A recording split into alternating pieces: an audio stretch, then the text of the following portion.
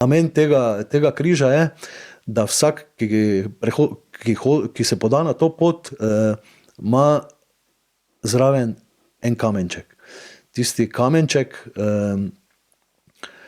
je simbolično kot tisto breme, zaradi česar si se ti podal na pot, in tam pri tistem križu ga odložiš, se obrneš s hrbtom in greš in pustiš tiste skrbi, težave, ne vem, karkoli se ti je, zaradi česar si se podal na to pot, za sabo tam in greš brez tistega bremena naprej.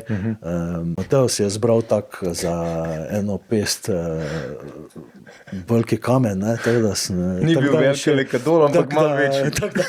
Tako da je tudi kamen bil dodatna teža, ne samo psihična, tudi fizična teža v nahrbtniku, tako da je tudi takrat malo tisti kamen tudi težo in iz srca odvalil in iz nahrbtnika.